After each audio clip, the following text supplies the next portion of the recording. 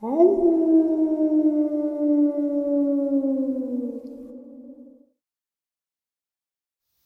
greetings and salutations, everyone. I hope everyone is still doing well, and welcome to this night-ending bonus upload.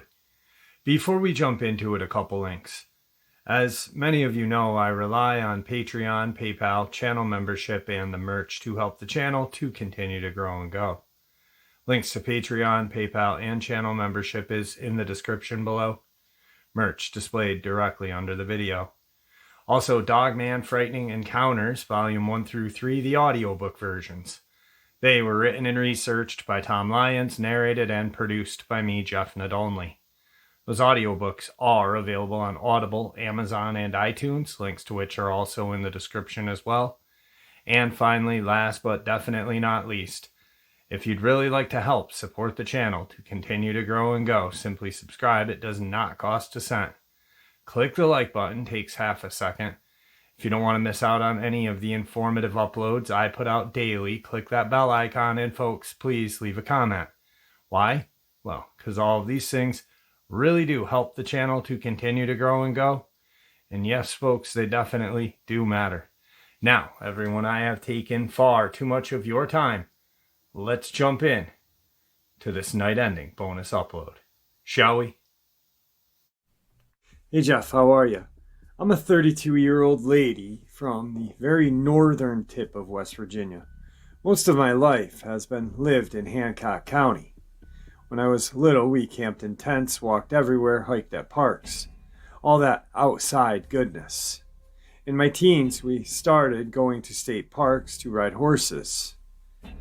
I've been to Tomlinson Run, Beaver Creek State Park, Salt Fork, Raccoon Creek, and Vista Park. I think that was the name. We had a friend who was constantly inviting us to ride on people's land she had received permission from. I'm well acquainted with the local wildlife. I've seen all the major players, including coy dog, bear, and can identify most sounds in the forest.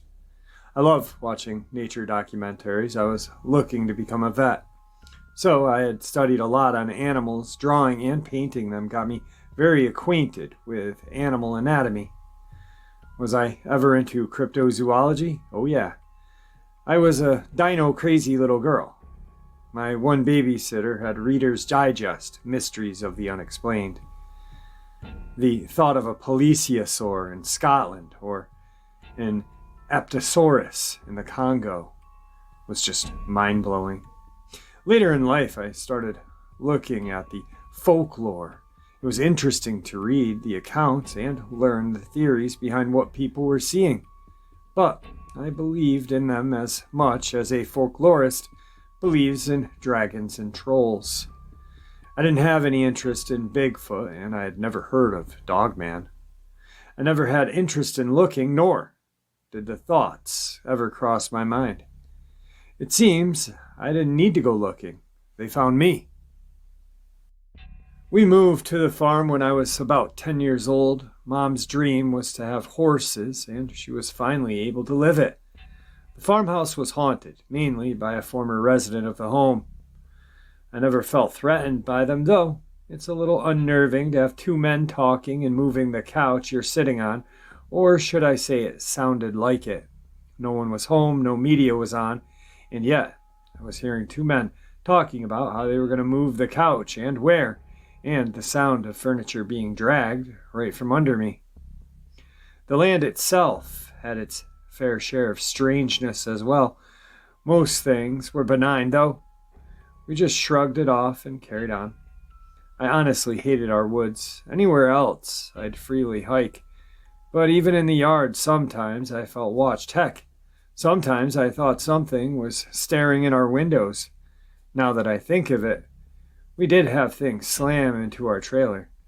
I'd think it was a horse that had gotten loose, but when I'd go outside to investigate, I'd find nothing. I'd just chalk it up to a deer. I used my horses' breeds for their names rather than pick up names for them. Anyone who knows me knew my horses' names. I was 18 to 19 in this encounter. By this time, we had given up on cows. God, I hate cows. and just had horses and chickens. Someone knocked on the door at 2 in the morning. I'd only been asleep for a couple hours, but years of conditioning had my heart pumping and my mind clearing. Someone knocking that early meant trouble. It usually meant horses or livestock had gotten out. I wasn't disappointed. Our neighbor said the horses were in his yard. My mind wasn't totally awake, so I didn't think to ask which yard they were in. My stepfather came out, asked what was up, and told me they were my horses, so deal with it. My mom was working. That was nothing new. This lot of horses had 3 expert escape artists. I had the routine down. It was pretty dark out, but I did have some moonlight to help. The security light only went so far, then of course it shut off after so long. When it's cloudy, you literally have to watch that you didn't walk off into a ravine. It was so pitch.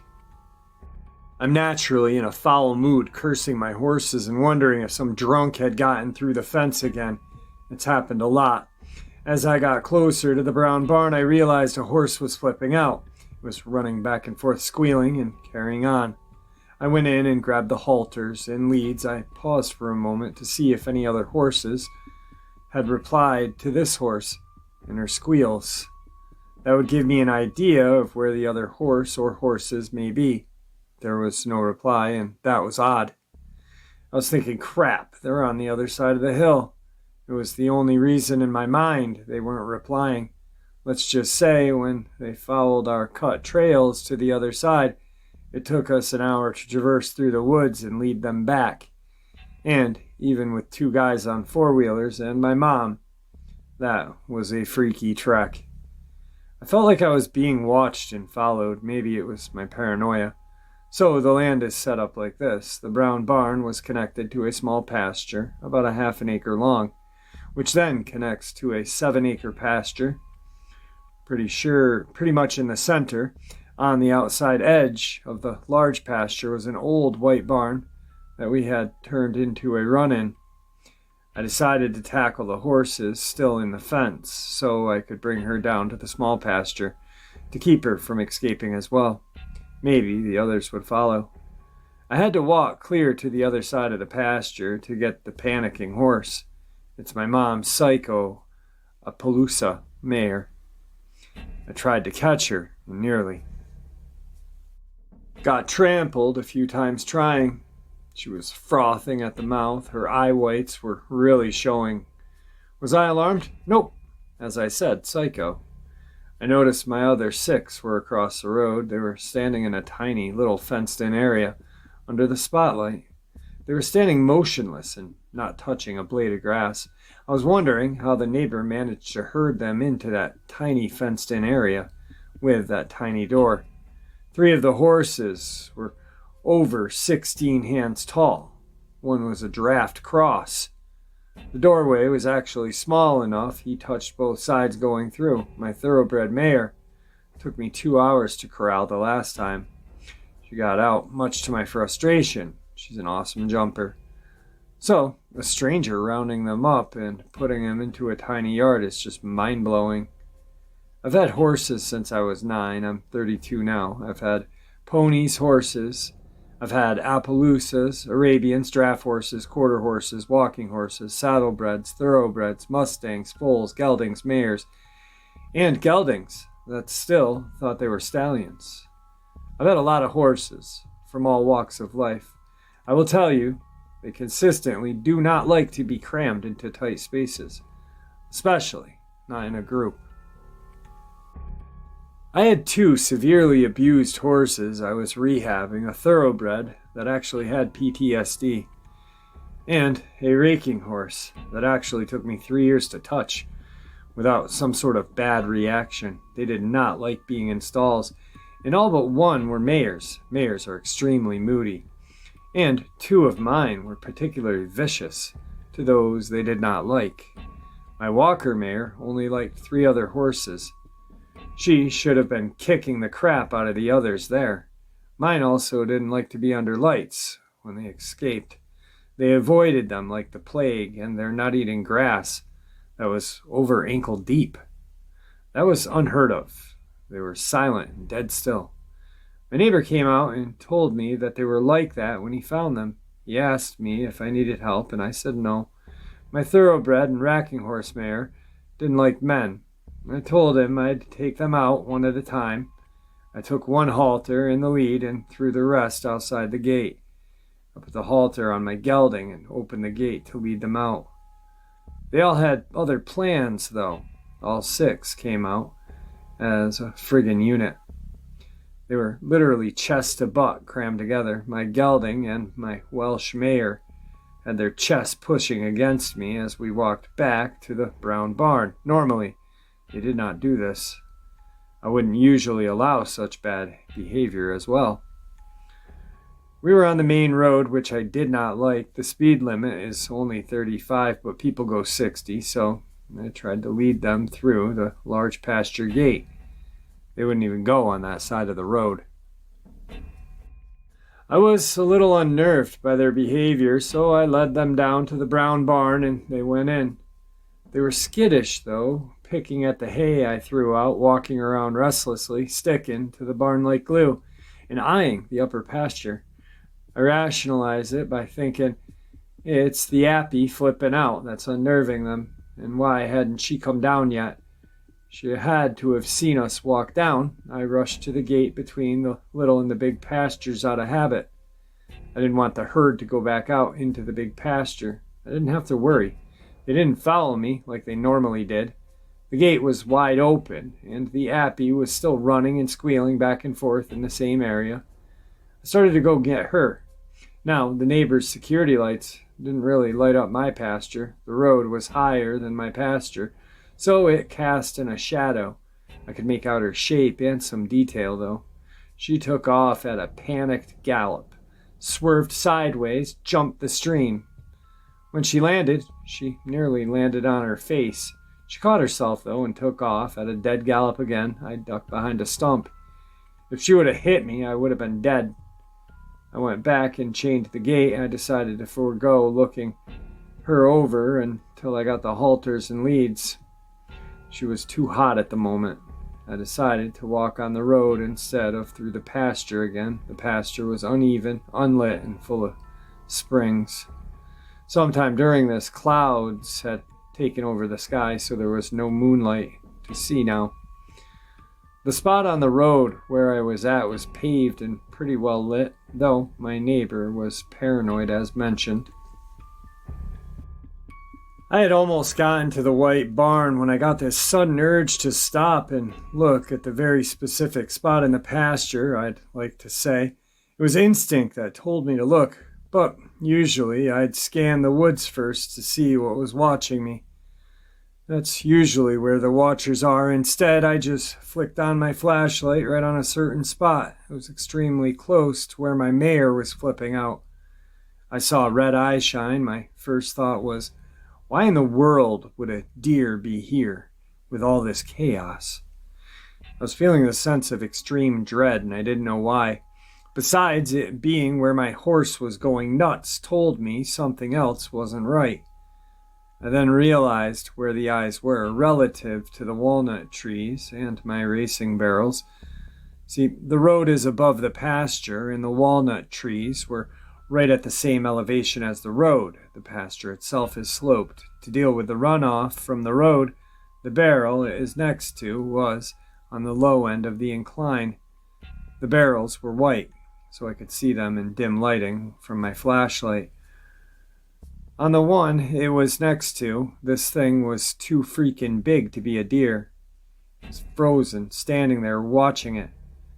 I just had this feeling it was evil, and that I had to keep track of those eyes. It was watching me. It slowly blinked a few times. It also looked over into the woods above the pasture. I know you ask your guests if they'd ever feel there are others out there. Well, let me tell you.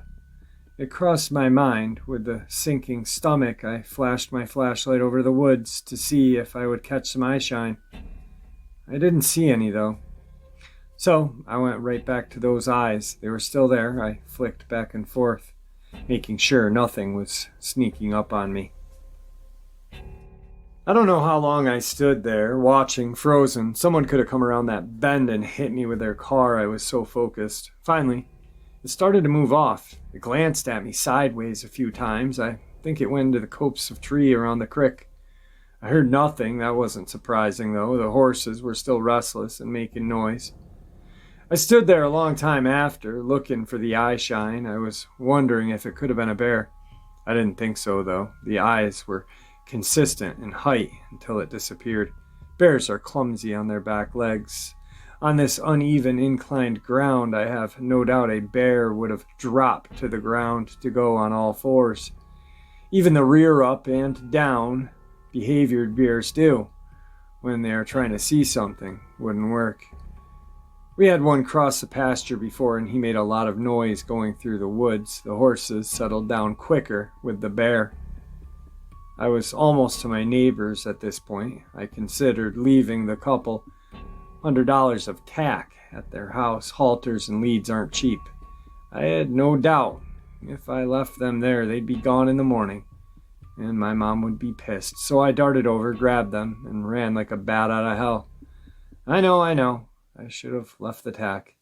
I also know you're not supposed to run, but I couldn't even conceive what I had just seen. I got into the barn, threw the tack down, hung with the horses. I wasn't going back up that pitch-black driveway on foot. I figured with the horses I'd have a warning. And the barn had plenty of sharp things. I did not go back up until dawn. I was frozen stiff by that time. I've had years to think this over. It unnerves the crap out of me. How long was that thing there? Was that what was keeping the Appy mare from coming down? Was it right there in the shadows while I was trying to catch her? Or was it in the unlit barn I had walked through to get to the road? Was it the reason the Appy swerved and nearly fell? How did my horses get out? I never did find out how they got out. Did they panic and jump the fence? I did check the fence line away from the woods. I did look for tracks around the barrel. Sadly, the ground was hard from frost that morning, but I will say the Appy mare was running for a good while. The ground was severely torn up and turned into a muddy mess. It was high noon when I went down there to check. The ground had melted. I'd bet it was her that woke the neighbor up. It took them about a week to fully settle. I don't know if whatever it was still in the area or if they were that traumatized. It wasn't too long after that my mother filed for divorce. My ex-stepfather got the farm and I moved in with her in the city. Even with all the weird crap going on there were no bipedal things going on out there. I miss it terribly. Maybe it's more accurate to say I miss the farm life rather than the actual place. I'd love to go back onto that farm again, but I'd probably hesitate to move back there. Jeff, I've never told anyone about the eye shine event. I didn't see the actual creature, and really, how do you convey that unnatural, horror-inducing feeling? You saw eye shine, whoop-de-doo! My mother would have given me the benefit of the doubt, but my mother often told family members things. They made my life enough of a living hell, and I didn't want to give them any more ammo. Alright, Jeff, the first order of weirdness. All the barn cats disappeared. People were constantly dumping them, and we had one hell of a population, and poof, gone. The neighbors asked us about it. I told them we had assumed they had gotten sick of them and took them to the pound. They thought we might have poisoned them. We decided maybe the foxes had ate them, even though the fox never bothered them before, except the fox family disappeared as well. No signs of them. The den they used for decades falling in. Even my house cat disappeared. She liked lying on the porch. I once found a kitten with its face bitten off. Like laser cut, no bone crushing. Creeped the hell out of me. Second major event was similar to the one mentioned prior, except the majority of horses came up to our house. I walked them to the brown barn, locked them in the lower pasture. That time I was the thoroughbred that was stuck in the upper pasture. The thoroughbred didn't need much encouraging to come down as the appy, but I still was worried she was going to snap something running in the dark like a bat out of hell. I just dismissed it as dumb horses. They ran through fences at time, ripped them down. Never did it before, didn't do it after. Even when we had an actual black bear go through the pasture. I was checking the fence line about a week later. I found a deer in the far corner dead. No obvious reason for death. Figured it got hit by a car. Couldn't make it over to the fence and died right there. Except it seemed every week another was piled on top of it. Like literally piled on top. Nothing scavenged them. Just bacteria and bugs eating them. 6 ended up in the pile. We decided we were going to bury them. Health hazard. And all gone when we got to the tractor out there. You could see where they had been. Dead grass and body juices. But that was it. I also noticed the horses no longer went back there. They loved that area. Heavily shaded to keep cool and bugs off. Nice spring, apple trees. But no fresh tracks in the mud, and the horses wouldn't follow me into the area. At least not until a month or 2 after the corpses disappeared. Then there was the event mentioned. Makes me wonder if it had been feasting on the cats. No more cats, so they decided to go into bigger prey. It creeps me out, thinking that it could have been inches from me in the pitch black barn or field. I was totally focused on my horses, not on cryptids lurking in the dark.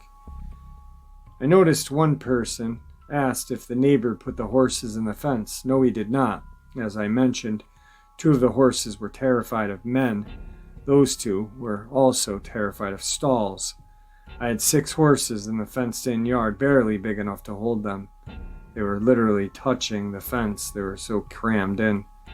The gate opening they had walked through, my draft gelding's shoulder shoved the poles out towards when he walked through the fence. They were very narrow. As for getting out, I can only guess they were so terrified they decided jumping was the only way to safety. They had to have jumped uphill to get out. I still baffle at my draft and Welsh mare. She's 30 years old, making that jump.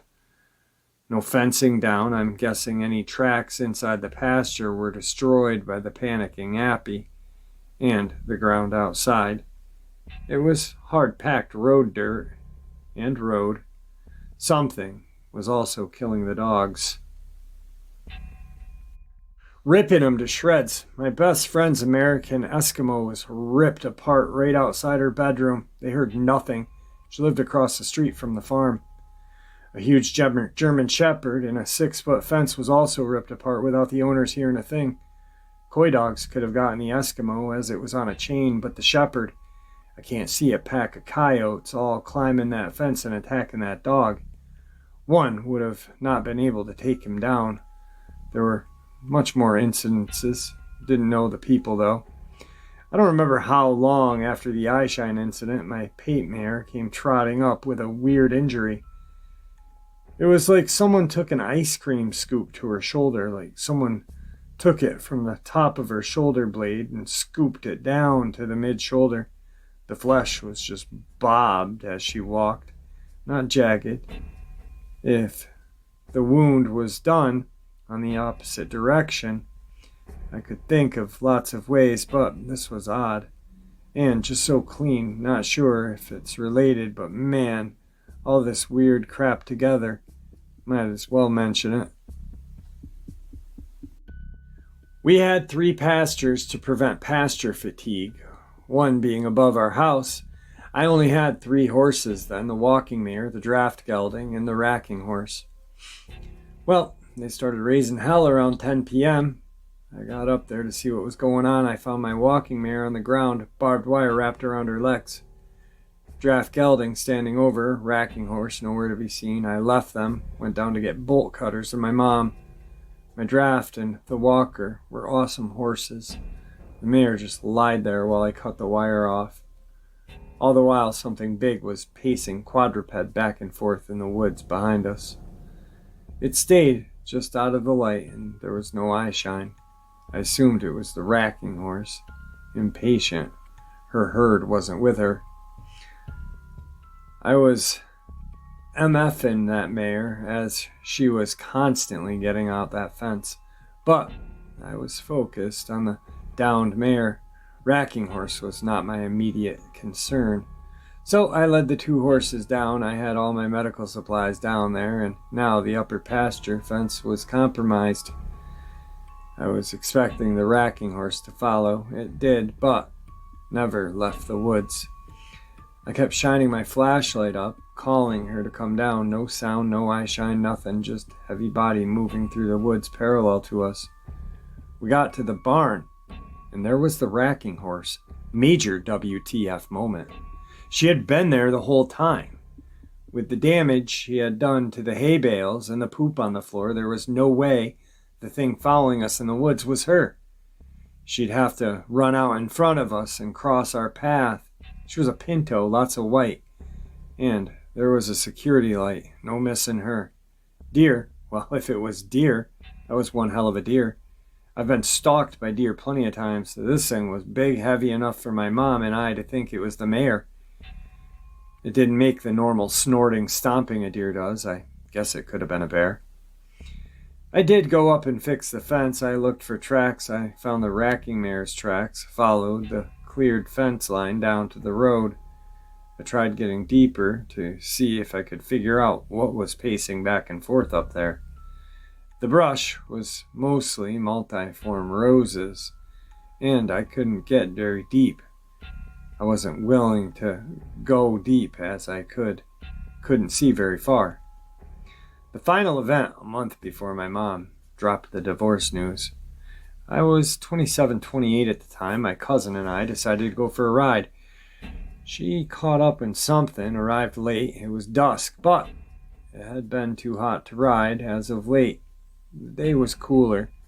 So we decided, screw it, we're going. Both horses were very experienced in dusk and night rides, bomb-proof, super experienced horses.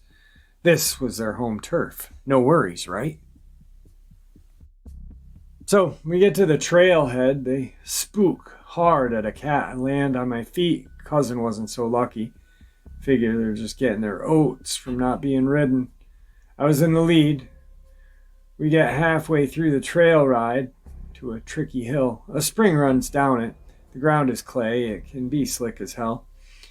I'm keeping an eye on any branches and such my gelding could trip on. I hear my mare squeal, my cousin yell, and the sound of hooves hitting flesh. I look back and see my cousin still on the mare's back, but my gelding, he's not having it. Full out gallop. He lets me steer a bit, but no slowing down or stopping for his steed.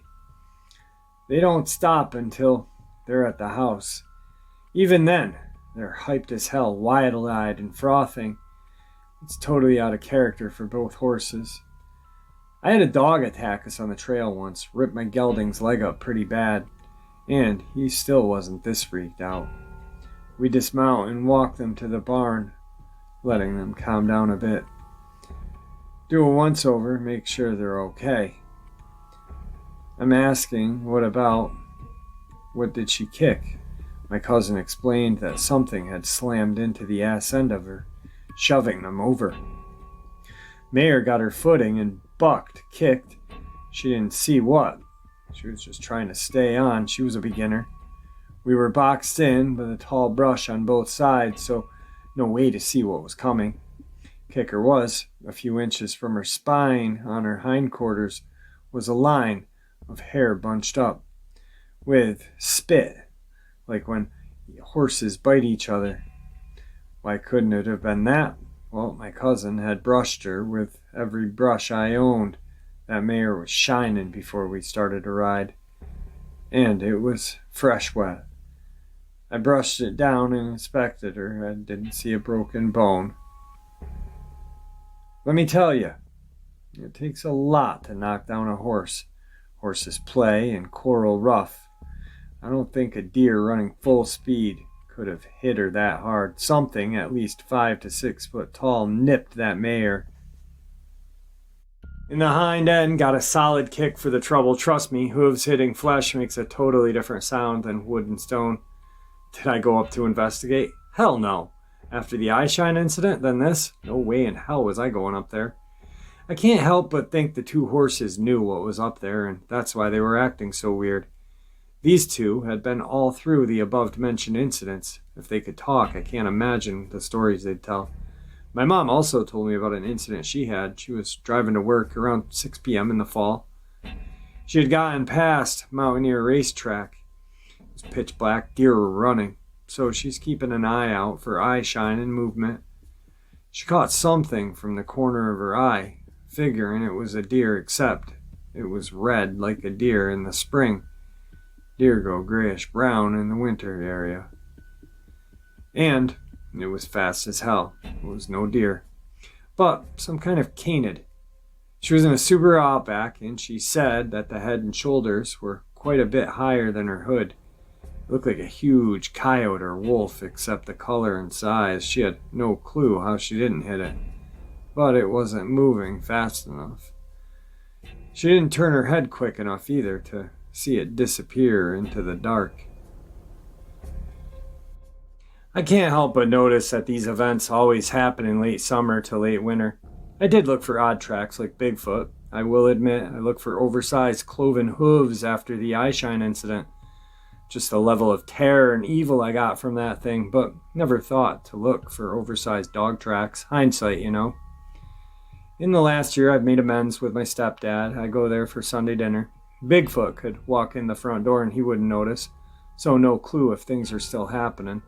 The cat population never recovered, but I do know when dinner is done, I book it for the car, even though the old white barn has been torn down. The security lights can't reach further into the pasture. I don't like looking out there anymore. Tonight's final West Virginia subscriber submission. Hey Jeff, my first experience happened around 1986 to 87. I was young, but I remember it well. It was a clear summer day. I was just doing what most youths do, playing and not having a care in the world. We used to have 3 dogs at the time, a shepherd mixed named Doggy Dog, a terrier named Buster, looked almost exactly like Benji from the old movies, and a short-haired collie named Trixie. They were some of the best companions a kid could have. Now, Trixie was very energetic, protective of our house. The other 2 were strays that my parents took in. Trixie was acquired as a pup from a seller. Our house was on the outskirts of town, surrounded by 25 acres of wooded land. I used to run those woods a lot, build forts, hide and go seek, etc. Always had the feeling like I was being watched, feeling like you're not alone.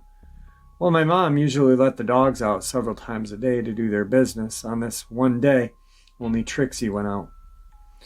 We had a small fenced-in area right at the back door off our breezeway. There was a huge walnut tree at the far corner of the fence just inside of it. So when Mom opened the door, Trixie flew out. The other 2 stayed put in the living room. After a little coaxing, Mom just figured they didn't have to go. No more than 5 minutes went by when Mom went to let her back in. Well, Trixie was gone. And by gone, I mean vanished without a trace, like a fart in the wind. Now, she was around 6 and would always come back when let inside the fence, but this time she was in the fenced-in part. Only thing we found was a couple of tufts of black fur on the fence, and Dad seemed to think that he had seen a small drag mark in front of the tree. We offered a $100 reward at first, which went up to $300 a week later. We searched the woods, farms nearby, basically all directions around our little town. No trace, no leads, nothing. As the years have gone by and I've come to educate myself in the cryptid field, I've really leaned towards Dogman as the culprit. It was either hiding up in the walnut tree or in the wood line, which was about 12 feet or so from the fence. As listeners, you can't be the judge. There was no holes under the fence, and the gates were locked. Something came over that fence and snatched her. Oh, I forgot to mention the fence was a wired type of fence, sort of like a chain link, but in a square pattern. The top first row of squares were bent inward. Mom, till that day she died, always believed she was snatched by a person. It wasn't a person. Well, that's my first encounter. I'll be sending you one more. Thanks for listening, Jeff. Same sub, final email. Hey Jeff, it was the summer of '92. I was staying with a friend. He lived at the beginning of a dead-end road. We used to ride our bikes a lot. We'd ride down the dead end and back. At the end of the road was an entrance to a large cornfield, and on the right was a wooded area. He had a big knife collection, everything from your basic penknife to small swords and throwing axes. We'd load our pockets with them and strap a sword or two on our backs, and bungee an axe and machete to our bikes and take off. We liked heading into the cornfield and chopping our way through the stalks. It was fun. Thinking back, I'm glad we were never wrecked. That would have been plenty awful. Anyway, we got the bright idea to explore the section of woods on the right. It was pretty thick in there. We hacked our way in. It was bigger than what we thought. After a bunch of hacking and chopping, we came to a small clearing and an old house, no front door. Windows were gone. It was basically rotten away. Been abandoned for quite some time. It was weird, though. Out front, there were kids' toys. We found 2 Power Wheels, a Fisher-Price kitchen playhouse, a basketball, which they didn't look like they'd been there long. As the house looked abandoned, upon entering the front door, it looked like a bird's nest. There were sticks and old rotten branches twisted up. And there was a lot of old walnut shells and acorns lying around. The second floor was rotted away in a circle. Walking up to the second floor, the 2 rooms were off either side, seemed to be intact and empty. Couldn't get over the room on the left because of the big hole. Didn't stay in there too long because it was clearly not safe. We goofed around for a little while, checking things out.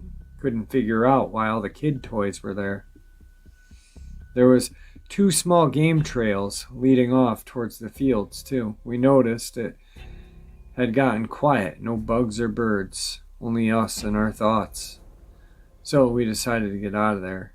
We had pretty much made it to our bikes when we heard this loud crash off to the right and kind of behind us.